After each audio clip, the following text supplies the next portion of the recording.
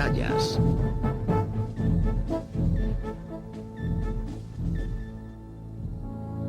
La batalla del Atlántico, segunda parte.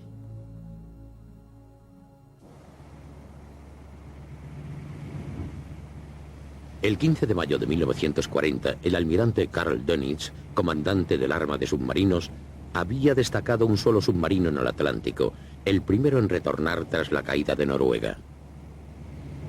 El U-37 tenía una misión poco usual: elevar la moral demostrando que la Marina Mercante británica aún era muy vulnerable.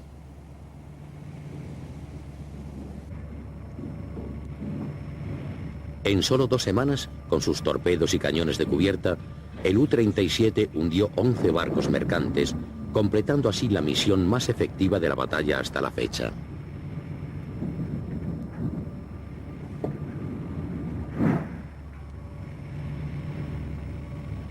La noticia del espectacular triunfo del U-37 se propagó rápidamente por todo el servicio, lo que subió de manera incalculable la moral. Dönitz estaba encantado y ordenó inmediatamente a la preparación de 2 flotillas de submarinos para que volvieran a esa rica zona de caza que era el Océano Atlántico.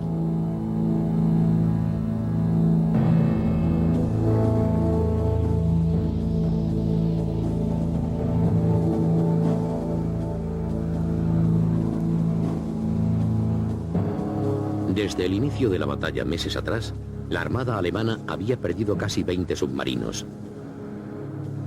De estos, solo un puñado había sido hundido en el transcurso de los ataques sobre la Marina Mercante, mientras que la mayor parte se había perdido por minas o en accidentes. En junio de 1940, todos habían sido ya reemplazados. El programa de construcción de submarinos en ese momento producía 13 unidades cada mes, pero recibió un gran impulso con la ocupación de Francia. La captura de materias primas francesas proporcionó a la Armada una abundante cantidad de metales hasta ahora escasos, en especial de cobre, esencial en la producción de submarinos.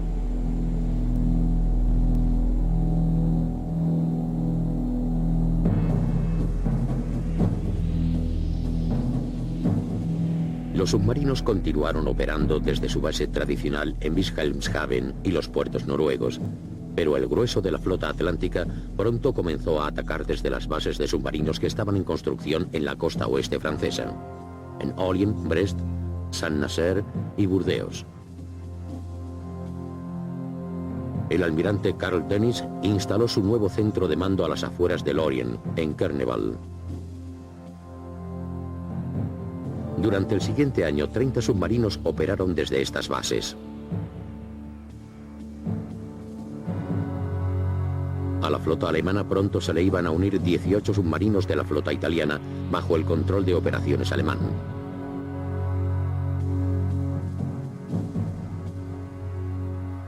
Unidades de la Luftwaffe de Condors Focke-Wulf y 111 Heinkel despegaban desde las pistas de Mérignac, cerca de Burdeos, y Stavanger, en Noruega.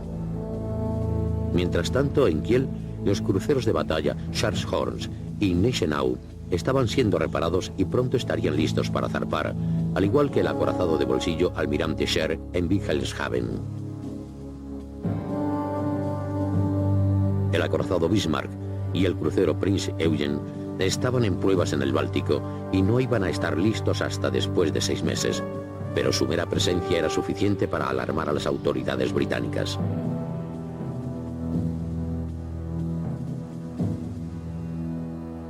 Los Cóndors podían atacar adentrándose más de 1.400 kilómetros en el Atlántico, llegando casi hasta Islandia. Los submarinos patrullaban una amplia zona al principio, operando a 25 grados al oeste, y esta área se vio incrementada de manera progresiva durante el transcurso de la batalla.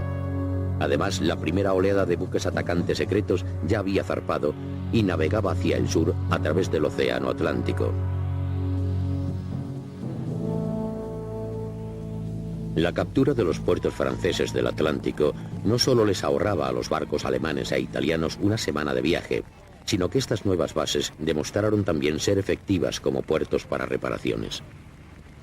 Normalmente, del número total de submarinos en servicio, en un momento dado, un tercio estaba navegando a la estación o volviendo de ella, y un tercio estaba en puerto sufriendo reparaciones y modificaciones, lo que dejaba al tercio restante encargado de las operaciones. Las nuevas bases francesas eran mucho más eficientes que los sobreexplotados puertos de Alemania, y el número de naves que podía participar en operaciones, en lugar de estar en el dique seco, se vio considerablemente aumentado.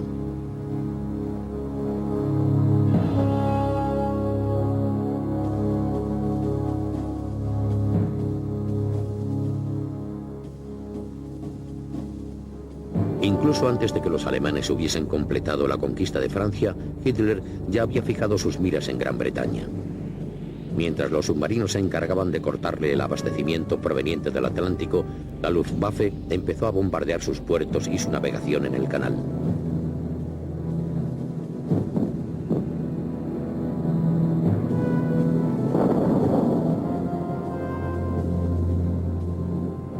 Como las fuerzas navales británicas se habían visto obligadas a vigilar la costa debido a la amenaza de una invasión alemana, muchos barcos mercantes quedaron abandonados e indefensos.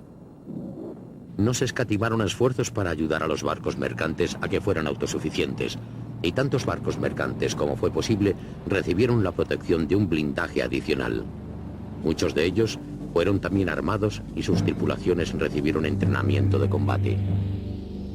En junio de 1940, casi la mitad de los 80 destructores de la Armada Real estaban desplegados en torno a la costa sur de Gran Bretaña para vigilar una posible invasión alemana. Un número aún mayor fueron utilizados en formaciones llamadas grupos de búsqueda y patrulla, que debían barrer el océano en busca de submarinos. Esto dejó al mando de los accesos occidentales responsable de la defensa de todos los convoyes del Atlántico, con menos de 50 balandros y corbetas. Los barcos de guerra de los accesos occidentales pronto tuvieron sus bases en los puertos de Liverpool, Greenock y Londonderry. Más adelante, en el transcurso de la batalla, el almirante Max Horton se convirtió en el comandante en jefe con su centro de mando en Liverpool. Los barcos de guerra de los accesos occidentales inicialmente solo podían escoltar a los convoyes que partían hasta los 12 grados al oeste a 100 millas de Irlanda. En el meridiano 12, el convoy debía continuar el resto de su viaje de 4.000 kilómetros en solitario o con tan solo una ligera defensa.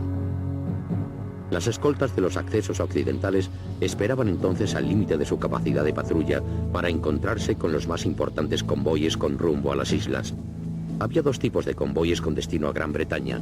Los convoyes más rápidos se formaban en el puerto canadiense de Halifax, en Nueva Escocia, y tenían el nombre en clave de HX. Los convoyes más lentos se formaban en Sydney, en el Cabo Bretón, y su nombre en clave era SC. Para su protección, la Armada Real canadiense contaba en ese momento con menos de 10 destructores, que solo podían proporcionar una ligera escolta durante unas 400 millas. Para mantener el conflicto europeo fuera de las aguas americanas, los Estados Unidos mantenían una patrulla de neutralidad unas 300 millas al este, que con sus 8 grupos de destructores y 5 escuadrones de Catalinas era de momento suficiente para desalentar cualquier posible ataque por parte de los submarinos de gran autonomía alemanes. La cobertura aérea del Atlántico Este corría a cargo de menos de 30 escuadrones del mando costero de la RAF que despegaban desde Gran Bretaña. Los recursos británicos y canadienses estaban estirados al máximo e incluso con la ayuda americana, los convoyes se enfrentaban a una inmensa brecha en el medio del Atlántico con poca protección de superficie y ninguna protección aérea.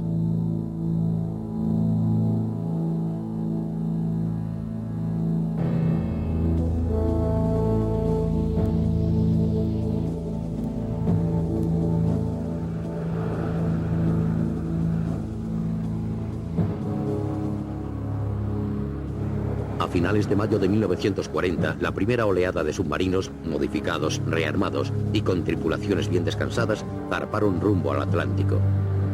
Muchos barcos mercantes aliados continuaban viajando sin los beneficios de la protección de un convoy y estaban completamente indefensos. La única esperanza para estos barcos solitarios residía en la vacía inmensidad del océano, donde la mera extensión de las aguas hacía casi imposible que fueran descubiertos.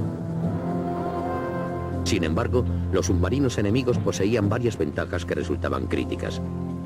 Estaban equipados con buenos goniómetros que podían localizar las posiciones de las transmisiones de radio de los mercantes. A corta distancia, los sonar podían captar y amplificar el sonido de los motores y las hélices de los barcos. Pero, además de los equipos de detección, los submarinos a menudo se beneficiaban de un buen reconocimiento aéreo y, sobre todo, contaban con una excelente aportación de los servicios de inteligencia. Las transmisiones de radionavales británicas eran a menudo interceptadas y muchas podían ser ya descodificadas, lo que delataba las posiciones y dirección de los convoyes.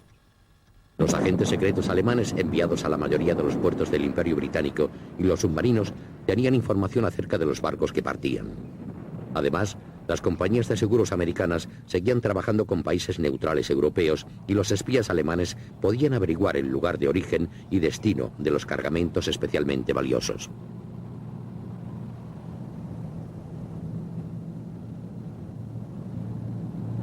Solo en junio, los submarinos hundieron 64 barcos mercantes. Con unas 261.000 toneladas, este mes fue el más destructivo de la guerra hasta entonces. En julio se batió incluso esa cifra cuando la primera de las bases francesas estuvo a pleno rendimiento. La devastación continuó a lo largo de agosto y superó con creces la capacidad de los aliados de construir nuevos barcos. Con tan solo 30 submarinos de momento, el arma de submarinos estaba consiguiendo ya un tercio de su objetivo mensual.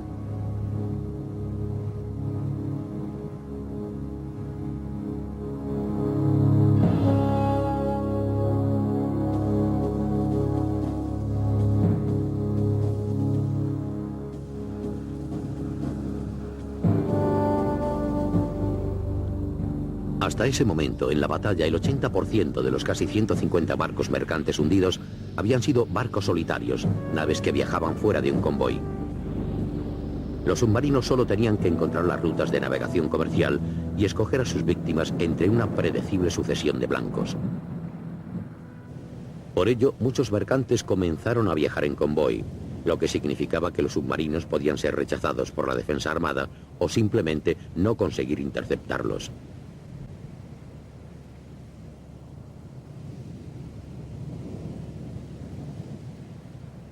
Con naves procedentes de muchos puertos se tardaba mucho en organizar cada convoy. Sus barcos se reunían a lo largo de varias semanas en un puerto designado antes de la partida. Una vez que había suficientes barcos y suficientes naves de escolta, el centro de mando de los accesos occidentales le asignaba la ruta más segura a través del Atlántico. En el momento de zarpar, solo unos cuantos de sus oficiales de mayor graduación conocían la ruta y el destino.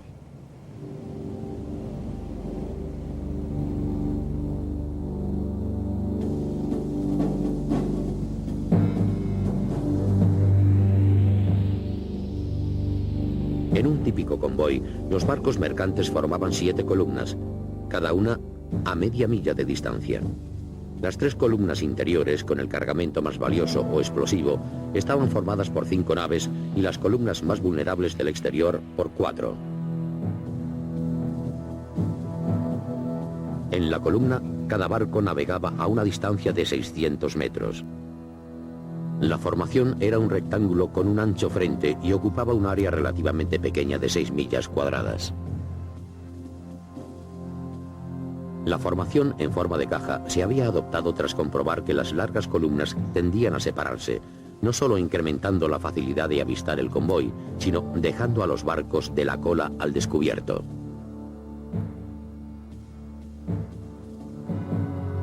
El principal beneficio del rectángulo compacto era el pequeño perímetro resultante, alrededor del cual patrullaban 4 o más naves de escolta.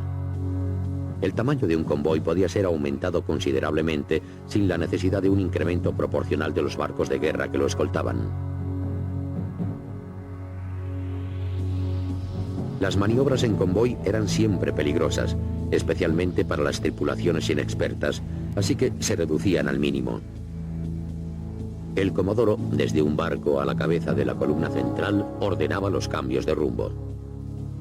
Al principio de la batalla, estos giros se hacían mediante la disminución de velocidad de los barcos en el interior del arco, dejando que el resto de la formación rotase alrededor. Sin embargo, este método forzaba al convoy a perder una valiosa velocidad.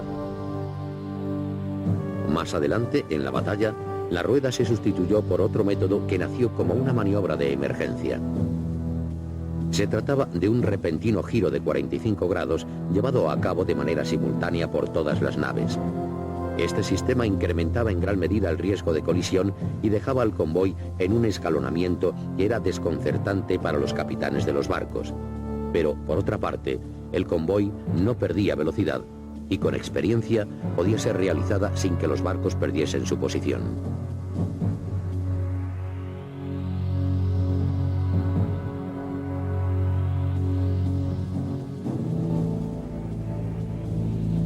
La seguridad de los convoyes dependía al final de una fuerte escolta y especialmente de unas comunicaciones seguras.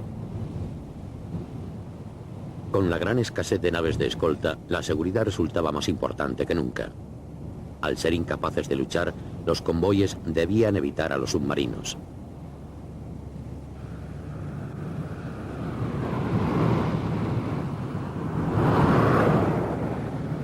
A finales de agosto de 1940, la Armada alemana era capaz de interceptar y descodificar las señales navales británicas con suficiente antelación como para montar poderosos ataques. Esto permitió al almirante Dönitz probar tácticas que había planeado hacía ya tiempo para atacar a los convoyes.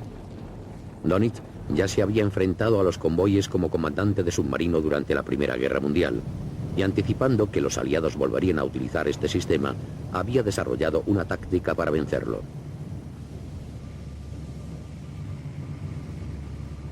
Dönitz tenía ahora suficientes submarinos y un servicio de inteligencia lo suficientemente bueno como para crear y desarrollar la Rudeltaktik, más conocida como la Wolfpack o Jauría de Lobos. Cuando la Wolfpack recibía con antelación un aviso de la inteligencia alemana, se disponía en una cadena, a menudo de varios cientos de millas de longitud, a través del rumbo que se sospechaba usaría un convoy. Cuando un submarino avistaba los barcos mercantes, transmitía la posición del convoy al centro de mando. El centro de mando llamaba entonces a todos los submarinos de la zona y les daba la posición del blanco.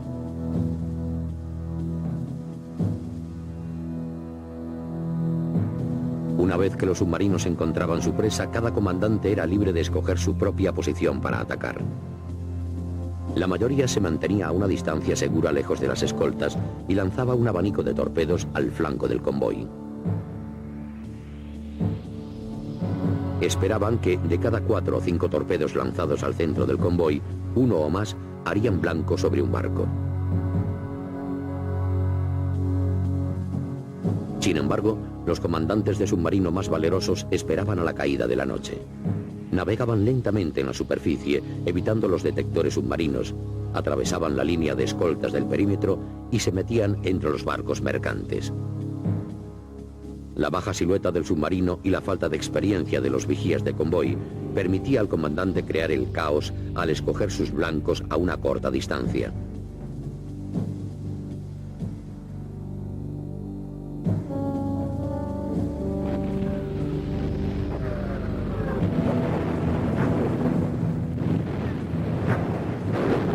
En cuanto empezaba el ataque del submarino, los barcos mercantes y sus escoltas inmediatamente lanzaban cientos de bengalas y cohetes luminosos que iluminaban el cielo en un intento de descubrir la posición del submarino.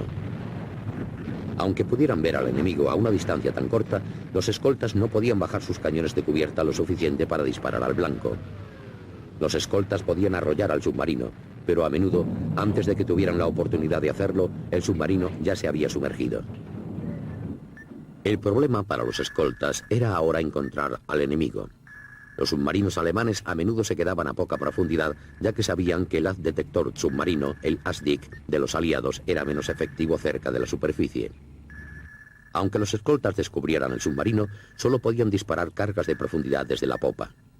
Esto significaba que debían navegar por encima del enemigo y al hacerlo perdían el contacto del ASDIC y por tanto cualquier precisión que pudiesen tener.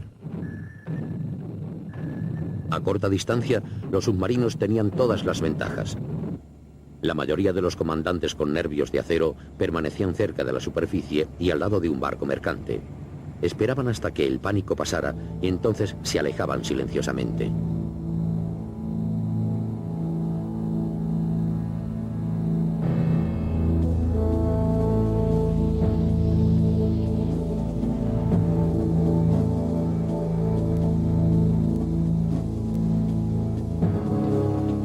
La primera oportunidad real de la Kriegsmarine para formar Volkspacks llegó a principios de septiembre de 1940.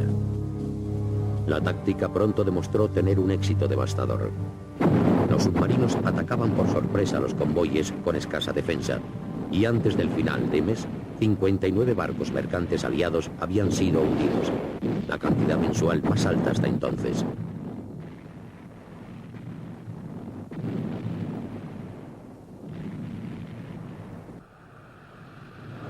A principios de octubre, la inteligencia alemana descodificó varias señales navales británicas que avisaban con 4 días de antelación de un convoy lento, el SC-7, que iba a zarpar desde Canadá. Los alemanes no solo conocían su punto de partida, sino el curso a seguir y su velocidad. Los submarinos más cercanos formaron rápidamente un poderoso Wolfpack y se posicionaron en la ruta del convoy.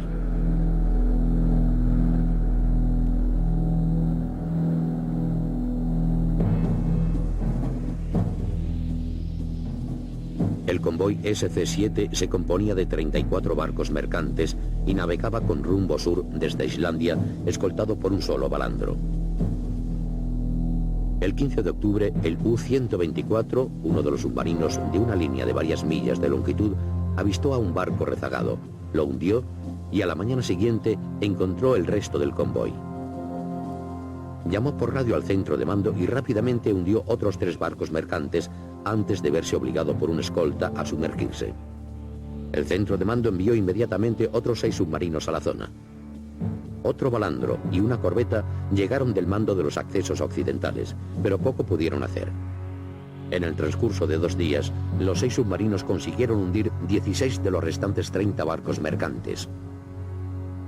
El 60% de todo el convoy, más de 100.000 toneladas, fue destruido por el Wolfpack, sin la pérdida de un solo submarino.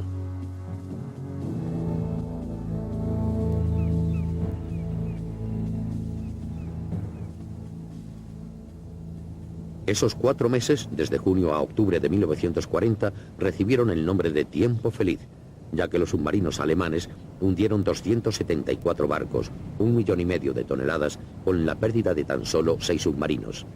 Los Wolfpacks habían demostrado de manera clara su superioridad sobre las defensas de los convoyes. Con este ritmo de destrucción, a Gran Bretaña, a pesar del desarrollo de un estricto programa de racionamiento, le faltarían unas 6 millones de toneladas del mínimo de productos importados requeridos para mantener su existencia.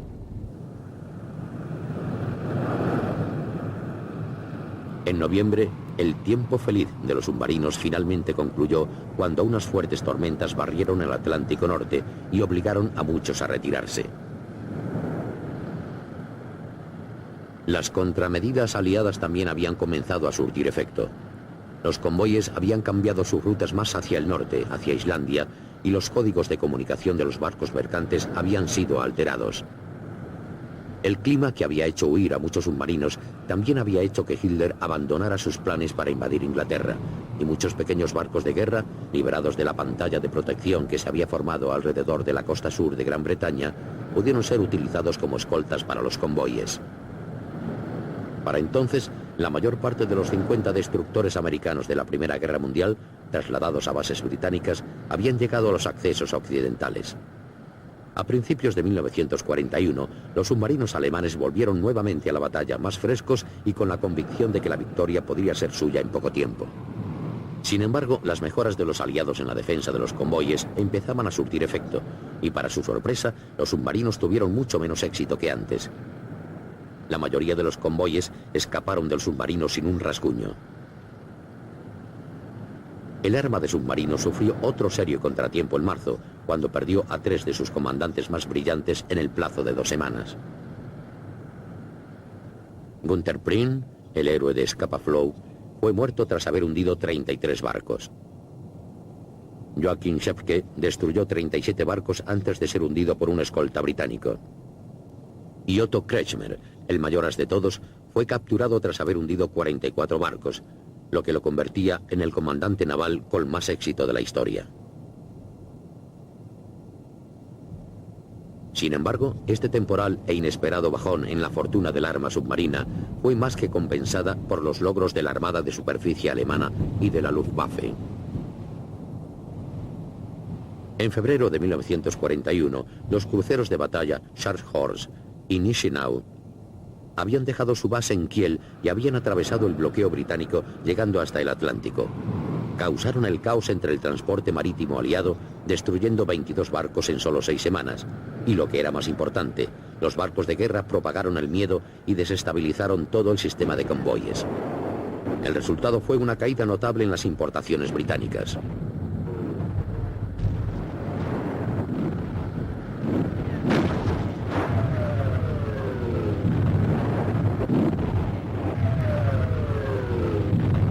Al mismo tiempo que el Scharfschnor y el Gneisenau realizaban sus operaciones, el acorazado de bolsillo Almirante Scheer se cebaba en los convoyes del Atlántico Norte. Más lejos de casa, el crucero pesado Hyper había estado merodeando a lo largo de la costa africana, mientras que en el sur los buques atacantes secretos causaban el pánico, obligando a los aliados a perseguirlos, lo que desviaba valiosos barcos de guerra de su función de escoltas.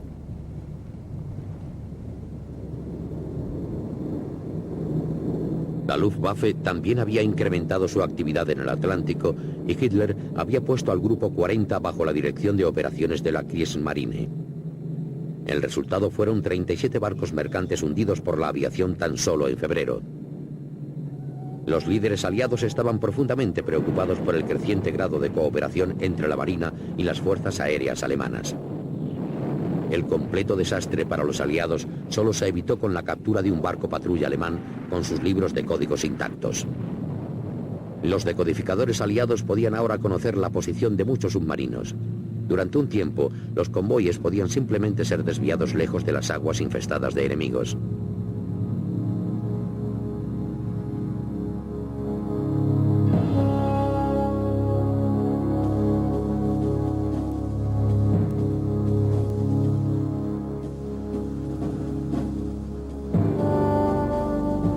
Desde el principio de la batalla, los británicos habían estado investigando cómo utilizar de mejor manera los pocos barcos escolta que poseían. Uno de los resultados fue el grupo de escolta. El grupo de escolta fue perfeccionado por el capitán John F. Walker, quien más tarde fue hecho caballero por hundir a 2 submarinos en una sola mañana. El grupo era una formación de pequeños barcos de guerra que, a diferencia de los fallidos grupos de búsqueda y patrulla, operaban en concierto con los convoyes. Más adelante, en el transcurso de la batalla, cuando hubo más barcos de guerra de los necesarios, se dio completa independencia a los grupos de escolta de mayor éxito y se les cambió el nombre por el de grupos de apoyo. Estos grupos se desplazaban de convoy en convoy protegiendo a los barcos mercantes en los tramos más peligrosos del océano.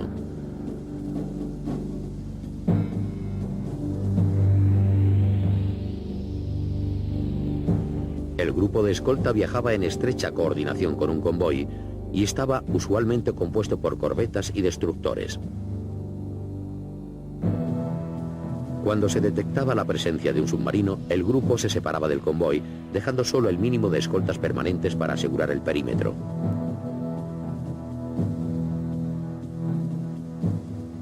El grupo concentraba todo su potencial de fuego sobre el submarino, causándole todo el daño que fuera posible y obligándolo a sumergirse.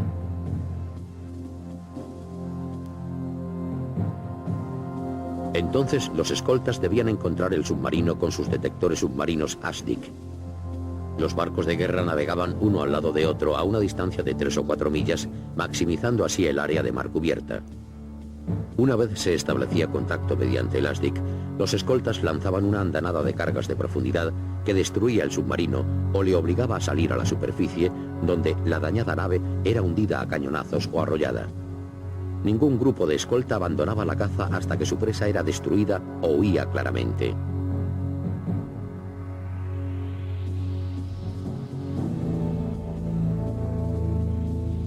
Los primeros 4 grupos de escolta de los accesos occidentales apoyaron a convoyes tan lejanos como los situados a 35 grados oeste. En mayo, la Real Armada canadiense recibió 8 nuevos destructores y 20 corbetas, lo que significaba que ahora, por primera vez en la batalla, los convoyes podrían recibir protección a través de todo el Atlántico. La cobertura aérea también había sido incrementada de manera considerable y Sunderlands y Hudsons de la RAF habían empezado a volar desde Islandia, proporcionando cobertura hasta unas 400 millas. también se habían completado bases aéreas adicionales en Gibraltar, Sierra Leona y Halifax. Como resultado de la creciente fuerza de las defensas aliadas en el Atlántico Norte, Dönitz decidió transferir los submarinos a las aguas menos protegidas del sur. Mientras que las fuerzas submarinas luchaban contra las cada vez más poderosas defensas de los convoyes, la flota de superficie alemana también se enfrentaba a dificultades considerables. Después de retornar de misiones de éxito, el Scharfhorst, el Gneisenau y el almirante Scher se vieron bloqueados en Kiel por la RAF y la Armada Real. Y lo que fue mucho peor para Alemania, el Bismarck, el barco de guerra más poderoso del Reich, fue atacado y hundido por los acorazados británicos Jorge V y Rodney frente a la costa sur de Irlanda. Ni siquiera llegó a ver los convoyes que debía aniquilar. A finales de la primavera de 1941, los aliados habían logrado contener o destruir al grueso de la flota de superficie alemana, acabando finalmente con la amenaza de los barcos de guerra alemanes. Cada mes, las defensas de los convoyes eran progresivamente mejoradas y, sin embargo, en mayo de 1941, 66 barcos mercantes fueron hundidos, 25 de los cuales habían estado navegando en convoy. Los grupos de escolta se estaban volviendo cada vez más eficientes, pero sin embargo no había suficientes barcos de guerra para darle la vuelta a las tornas en la batalla. Las defensas aliadas contra los Volpacks estaban muy lejos aún de ser infalibles.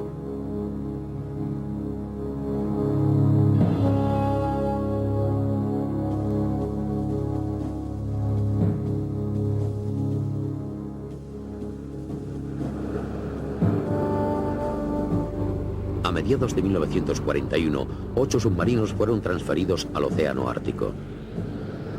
Hitler, en su guerra contra la Unión Soviética, necesitaba destruir las provisiones enviadas a los rusos desde el oeste. La transferencia de submarinos lejos de los convoyes del Atlántico significó para Gran Bretaña un alivio temporal que necesitaba desesperadamente. Las importaciones aumentaron hasta 1 millón de toneladas a la semana, muy por encima del mínimo requerido.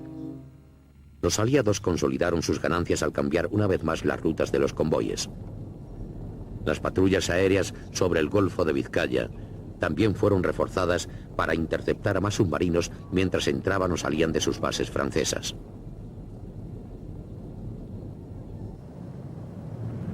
En junio de 1941, en una acción que sorprendió a los alemanes, los Estados Unidos declararon que los convoyes aliados que tuviesen barcos mercantes norteamericanos serían ahora escoltados también por barcos de guerra estadounidenses.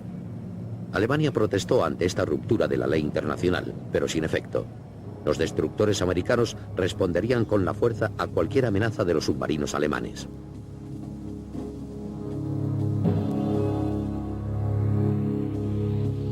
En la nueva zona de defensa del hemisferio oeste, la Marina de los Estados Unidos escoltaba ahora los convoyes hasta los 22 grados oeste, la mitad del camino a través del Atlántico. La cobertura aérea se hacía más fuerte cada mes, pero aún era incompleta. La brecha aérea del medio del Atlántico aún dejaba a los convoyes expuestos a los ataques de los submarinos. En septiembre, los alemanes cambiaron sus códigos navales y Dönitz inmediatamente transfirió a 5 Volpacks, Jauría de Lobos, de vuelta del norte a la brecha aérea. A finales de mes, el 71% de todos los barcos mercantes destruidos habían sido hundidos por Volpacks. Este era el porcentaje más alto de la batalla hasta ese momento y demostraba que cuando tenían un buen apoyo de inteligencia, los Volpacks seguían siendo imparables.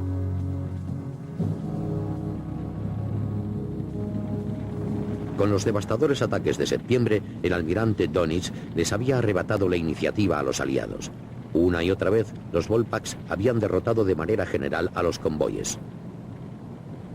Sin embargo, en octubre, Hitler intervino una vez más en la guerra de los submarinos. A lo largo de las siguientes 8 semanas, el Führer ordenó a 16 submarinos ayudar a las fuerzas del eje en el norte de África en un intento de cortar las líneas de abastecimiento del ejército británico en el Mediterráneo. La partida de tantos submarinos del Atlántico dio una vez más a los convoyes aliados un inesperado respiro. En noviembre, solo 17 barcos mercantes fueron hundidos en el Atlántico Norte. Solo 4 fueron hundidos en diciembre. Durante 2 meses completos, los convoyes habían atravesado el Atlántico casi sin ser molestados, lo que incrementó de manera considerable los niveles de aprovisionamiento británicos.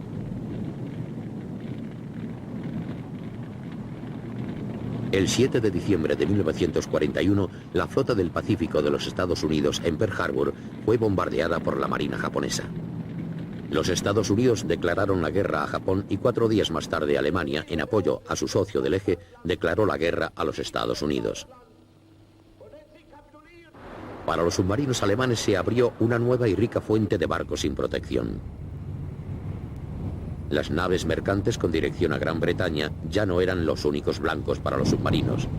Ahora podrían ser atacados los barcos en aguas estadounidenses también. El almirante Donitz sabía que cada nave aliada hundida, ya fuera británica o americana, tendría que ser sustituida, costándole al enemigo un tiempo, unos materiales y una mano de obra preciosos.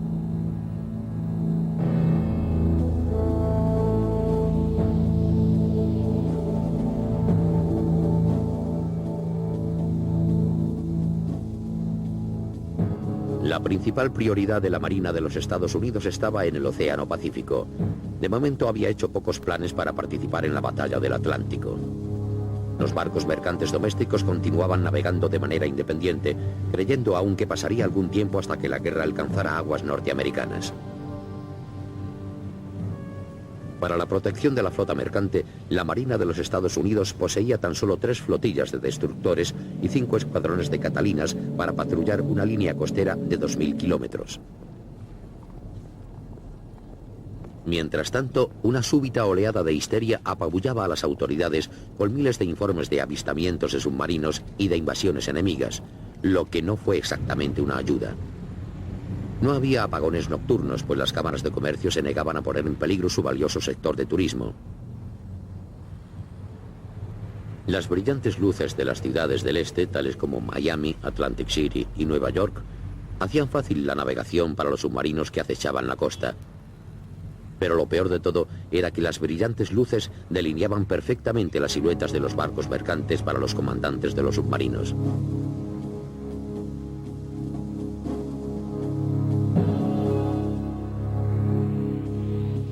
La operación Paukenschal, o redoble de tambor, la primera ofensiva alemana contra los Estados Unidos, solo podía ser llevada a cabo, de momento, por 9 submarinos tipo 9, los únicos submarinos alemanes que tenían la autonomía necesaria para operar en la costa este de los Estados Unidos. Se le ordenó a los submarinos que no disparasen a ningún blanco a menos que éste fuera especialmente grande, hasta que hubiesen alcanzado sus posiciones a lo largo de la costa este, en Nueva York, Boston, Portland, Maine, Norfolk y Virginia. El 12 de enero de 1942, cuando todos los submarinos estaban en posición, Donitz ordenó que empezara la ofensiva. La primera víctima fue un buque cisterna justo frente al Cabo Cod.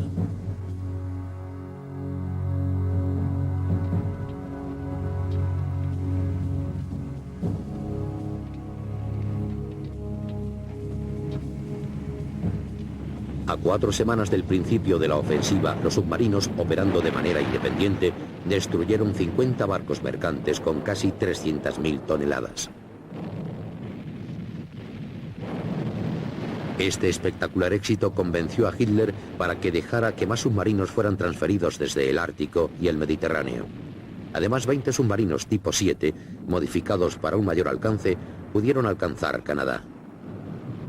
Las operaciones de submarinos del Atlántico Este se propagaron lentamente para llegar hasta el Caribe.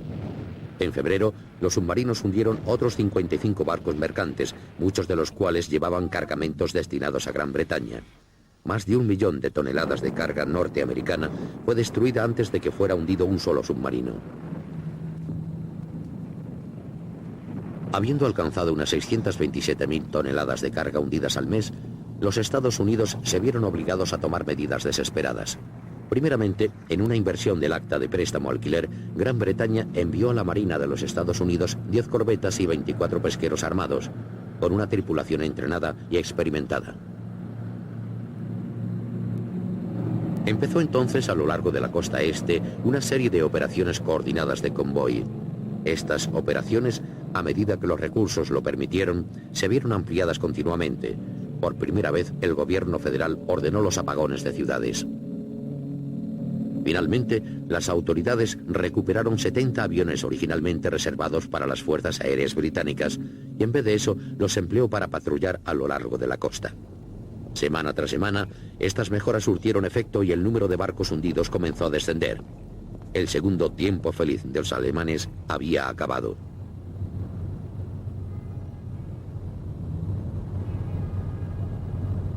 Dönitz sabía que la concentración de submarinos en aguas norteamericanas había dado un respiro a los convoyes británicos en el Atlántico.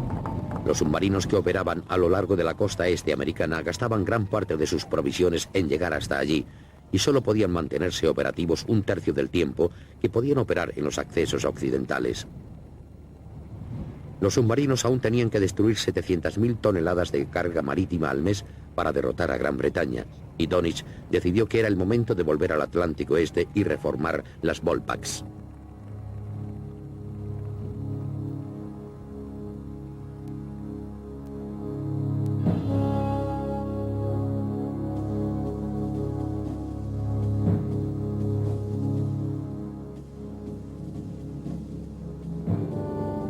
La transferencia de pesqueros armados y corbetas de Gran Bretaña a los Estados Unidos había reducido el número de escoltas disponibles para los convoyes británicos, especialmente en el Atlántico Este.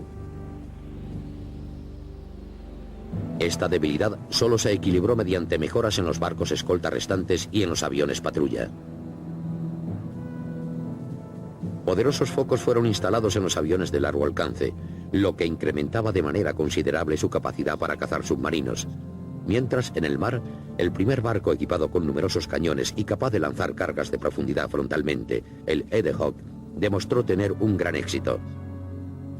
El Hedehog eliminaba la mayor debilidad de las escoltas, el combate a corta distancia, y finalmente permitía a un barco de guerra disparar cargas de profundidad mientras mantenía el contacto mediante el ASDIC. En verano de 1942, el número de grupos de escolta aliados se había incrementado sustancialmente, y cada vez más grupos recorrían las rutas de los convoyes. Como los barcos y sus tripulaciones trabajaban juntos misión tras misión, se convirtieron en equipos altamente efectivos, lo que hizo que los grupos de escolta pronto fueran expertos aniquiladores de submarinos. Para entonces, varios pequeños portaaviones habían comenzado a operar a través del Atlántico. Esos Martyrs y Avengers no solo eran ojos de largo alcance para las escoltas de los convoyes, sino que eran también armas muy efectivas en sí mismas.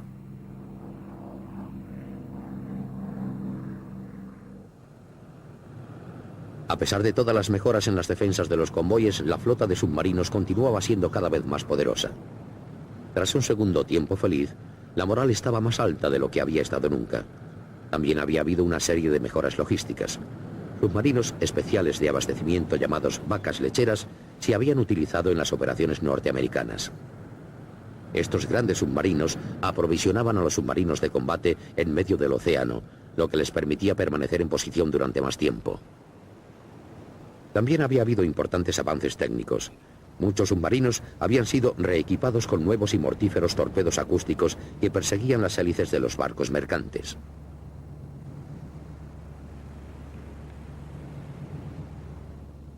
Los detectores de radar METOX se incluían ahora como parte del equipo habitual y alertaban a la tripulación cuando eran descubiertos por una escolta de un convoy, dándoles tiempo suficiente para sumergirse y escapar.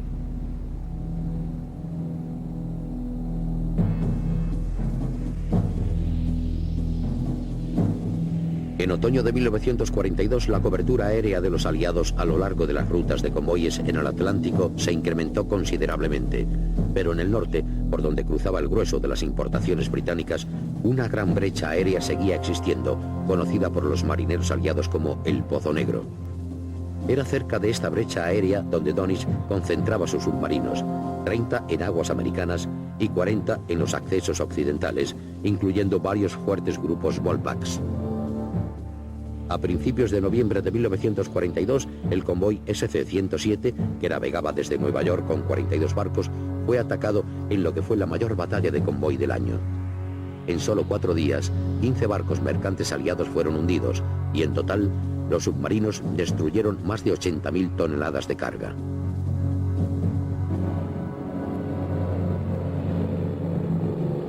En los últimos 6 meses de 1942, a través del Atlántico y del Caribe, los submarinos alemanes habían hundido la friolera de 575 barcos mercantes aliados.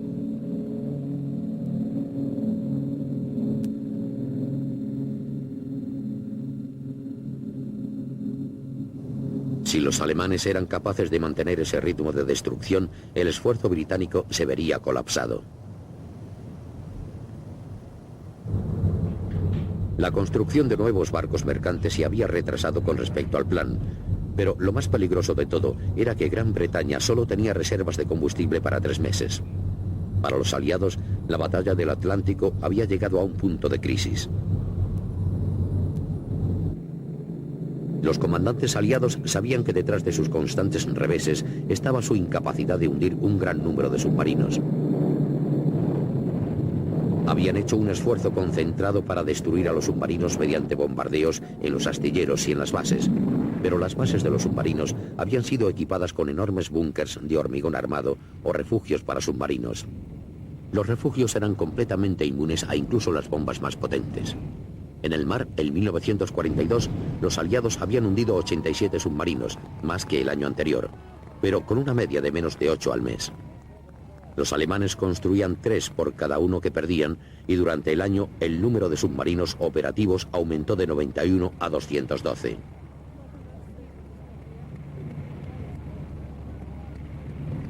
Aunque 1942 había terminado en un buen momento, el almirante Dönitz no estaba totalmente confiado. Dönitz temía las mejoras técnicas de los aliados. Había oído hablar de los poderosos focos incorporados a los aviones marítimos y empezaba a sospechar la existencia del radar de 10 centímetros. Para formar los Volpaks e interceptar a los convoyes, los submarinos necesitaban toda su autonomía a plena velocidad, por lo que debían permanecer en la superficie tanto tiempo como fuera posible. Dönitz sabía que si las contramedidas de los aliados lograban evitar que los submarinos navegaran en la superficie, entonces los Volpaks serían derrotados. Para evitar esto, los submarinos fueron equipados con cañones antiaéreos más poderosos y se les ordenó que lucharan en lugar de sumergirse.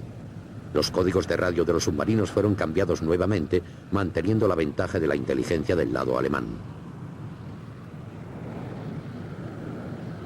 A principios de 1943, fuertes e inesperadas tormentas volvieron a barrer el Atlántico, reduciendo la actividad de los submarinos y permitiendo que los convoyes navegaran sin ser molestados durante un breve periodo. Llegó la primavera antes de que mejorara el clima y la ofensiva pudiese continuar. En marzo, Dönitz envió todos sus submarinos disponibles al océano y los posicionó en medio de la brecha del Atlántico.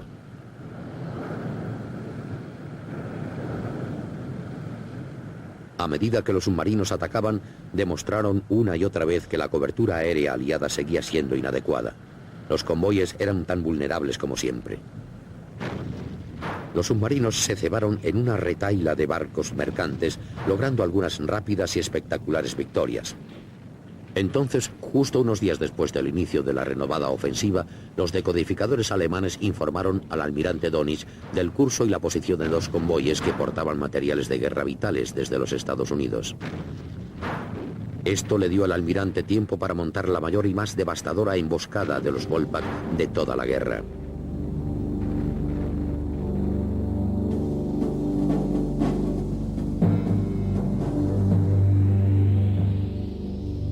Los servicios de inteligencia alemana indicaban que 2 convoyes con dirección este habían zarpado de Nueva York, el SC-122 y el más rápido HX-229. El 12 de marzo, Dönitz desplegó la mayor concentración de submarinos jamás vista. 38 submarinos alemanes dispuestos en 3 Volpaks, denominados Raumkraft, Stürmer y Dranger. El convoy más lento pasó a través de las 600 millas de cobertura del Raumkraft sin ser visto, y el HX-229 lo dejó atrás. Pero en las primeras horas del día 16, un submarino de Raumkraft que volvía a la base con problemas en los motores se encontró en medio del desafortunado HX-229. El submarino dio parte por radio del curso del convoy al centro de mando e inmediatamente todos los submarinos de los 3 Volpaks recibieron la orden de juntarse e interceptarlos. El ataque resultante duró 4 días y se extendió a lo largo de 600 millas de océano. Los submarinos hundieron 21 barcos y un total de 141.000 toneladas, lo que convirtió esta batalla de convoy en la más destructiva de toda la guerra.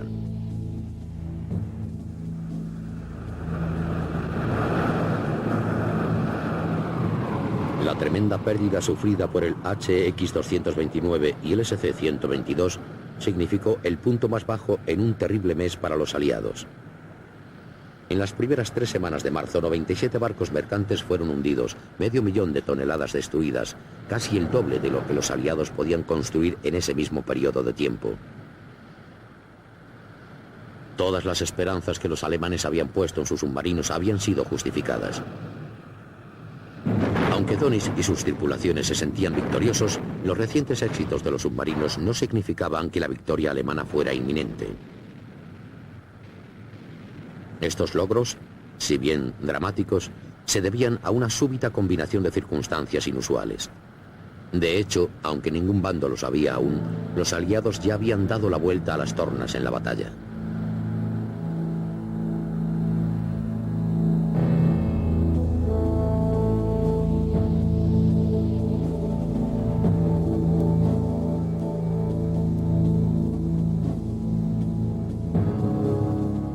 El 21 de marzo de 1943, las pérdidas de barcos mercantes habían llegado a ser tan grandes que muchos comandantes de alta graduación británicos pensaban que el sistema del convoy estaba derrotado y que los líderes aliados debían empezar a buscar algún modo de defensa alternativo. Pero el comandante en jefe de los accesos occidentales, el almirante Max Horton, tenía confianza en que los éxitos de los submarinos en los últimos meses no tendrían continuidad. Por un tiempo los cambios de código de los alemanes habían cegado a los aliados, pero solo llevó 10 días romper el nuevo código de los submarinos. De ahora en adelante, la mayoría de los convoyes podrían nuevamente ser desviados alrededor de las posiciones conocidas de los Volpaks. Lo que era más, el apoyo aéreo, que había sido reforzado, especialmente con los nuevos Liberators, pudo sellar finalmente la brecha del centro del Atlántico.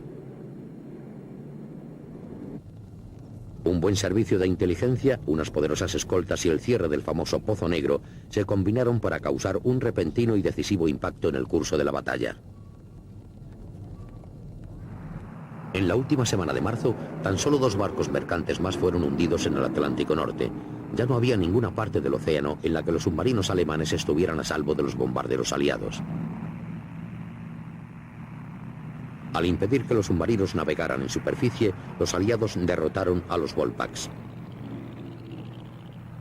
Una vez destrozada la táctica más efectiva de los submarinos, los aliados salieron a destruir los submarinos y eliminarlos por completo del océano. Los bombardeos en contra de los astilleros donde se construían los submarinos tuvieron prioridad y solo en un ataque a Bremen se destruyeron los cascos de 9 submarinos. Se incrementaron las patrullas sobre el Golfo de Vizcaya y para los barcos escolta, los convoyes eran ahora un cebo útil. Los barcos mercantes atraían a los submarinos que los barcos de guerra podían entonces cazar y destruir. El resultado de la ofensiva aliada contra los submarinos fue devastador. Para el final de marzo, 16 submarinos habían sido hundidos con una pérdida de 95 barcos mercantes. En abril, los aliados hundieron 17 submarinos. En mayo, Dönitz tenía más submarinos en el Atlántico que nunca, pero esto no iba a servir para nada. Ese mes los aliados destruyeron la increíble cantidad de 47 submarinos. Por primera vez en la batalla, los aliados habían hundido más submarinos que el número de barcos mercantes perdidos.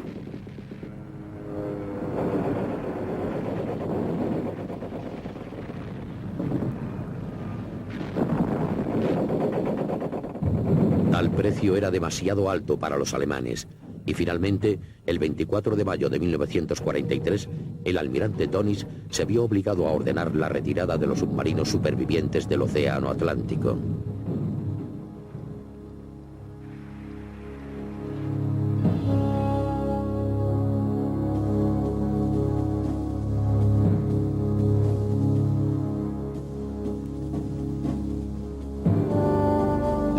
destrucción aliada de tantos submarinos en la primavera de 1943 había dejado la flota de submarinos dañada de manera irreparable. La armada alemana había sufrido una de las más dramáticas vueltas de la historia en una batalla de desgaste. Con la victoria casi a la vista, 1000 de sus mejores oficiales y hombres habían resultado muertos en un solo mes.